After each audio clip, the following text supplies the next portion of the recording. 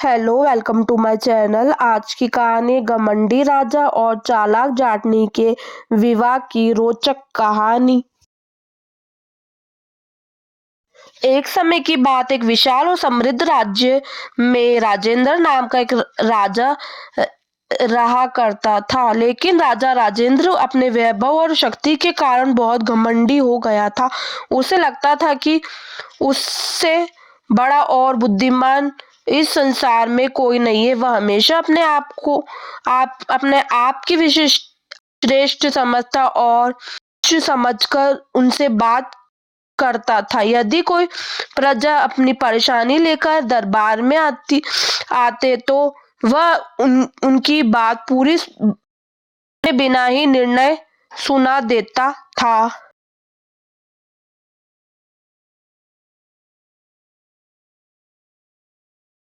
एक दिन की बात है, राजा राजेंद्र खेतों की और गांवों से गुजर रहा था। तभी उसकी नजर एक खेत पर पड़ी। वह एक जाटनी युवती अपने खेत में मेहनत से काम कर रही थी। धूप तेज थी, लेकिन उसके चेहरे पर थकान के बजाय आत्मविश्वास और लगन झलक रही थी। उस जाटनी का नाम रानी था। वह साधारण कपड़ों में थी, लेकिन उसको सादगी में ही एक अलग प्रकार की सुंदरता थी। उसके चेहरे पर मासूमियत और दृढ़ता दोनों दिखाई देती थी। वह अपने हाथों से फसल की देखभाल कर रही थी। और रानी केवल रूप से ही सुंदर नहीं थी, बल्कि बहुत चतुर और समझदार भी थी। उसे खेती की बहुत जानकारी थी और वह हर काम सोच समझकर करती थी। राजा राजेंद्र को रानी से प्यार हो गया। राजा राजेंद्र को रानी से प्यार हो गया। उसने अपने मित्र विक्रम उस दिन चुपचाप खेत में खड़े होकर जाटनी को देख रहा था। सुनहरी धूप खेतों पर बिखरी हुई थी और हल्की हवा फसलों को झुका रही थी। दूर हरे भरे खेत के बीच जाटनी खड़ी थी, साधारण कपड़ों में, लेकिन उसके चेहरे पर आत्मविश्वास और मासूमियत की चमक थी। विक्रम मन ही मन सोचने लगा, ये जाटनी सच में बहुत सुंदर है। उसकी सादगी ही उसकी सबसे बड़ी खूबसूरती है। लगता है राजा राजेंद्र के दिल में उसके लिए कुछ खास भाव जागे हुए थे। क्या राजा को उससे प्रेम हो गया है? रानी जाटनी ने राजा राजेंद्र के प्रस्ताव को स्वीकार कर लिया, लेकिन उसने एक शर्त रखी। उसने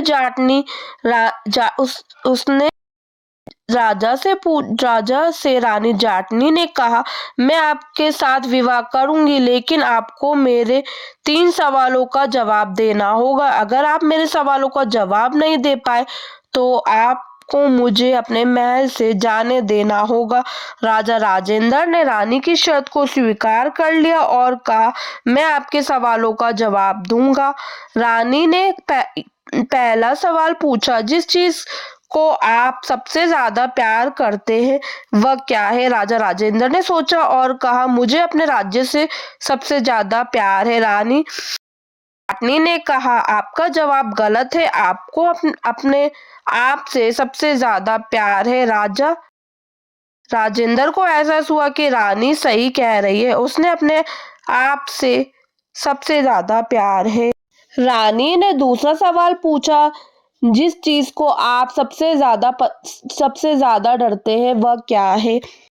राजा राजेंद्र ने सोचा और कहा, मुझे अपने दुश्मनों से सबसे ज्यादा डर लगता है। रानी ने कहा, आपका जवाब गलत है। आपको अपने आप से सबसे ज्यादा डर लगता है। राजेंद्र को एहसास हुआ कि रानी सही कह रही है। उसने अपने आप से सबसे ज्यादा डर किया था। रानी ने तीसरा सवाल पूछा, जिस चीज को आप सबसे ज्यादा भूलना चाहते हैं वह क्या है? राजा राजेंद्र ने सोचा और कहा, मैं अपने घमंड को भूलना चाहता हूँ। रानी ने कहा, आपका जवाब सही है। आपको अपने घमंड को भूलना चाहिए। राजा राजेंद्र ने रानी के सवालों का जवाब दिया और उसने अपने घमंड को भूलने का फैसला किया। मंडप फूलों की खुशबू से महक रहा था। चारों ओर रंग बिरंगी झालरें और दीपक से सजावट की गई थी। वेदों मंत्रों की पवित्र ध्वनि वातावरण को और भी पावन बना रही थी। रानी लाल साड़ी पहनकर मंडप में खड़ी थी। उसकी लाल बनारसी साड़ी पर सुनहरी जरी का काम किया हुआ था, वो चमक रहा था। रानी के चेहरे पर हल्की सी मुस्कान और आंखों में नए जीवन की चमक साफ दिखाई दे रही थी।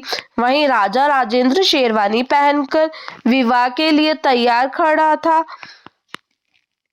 क्रीम रंग की शेरवानी पर सुनहरी कढ़ाई बहुत आकर्षक लग रही थी। जब दोनों ने एक दूसरे को वरमाला पहनाई तो पूरा मंडप तालियों और शुभकामनाओं से गूंज उठा।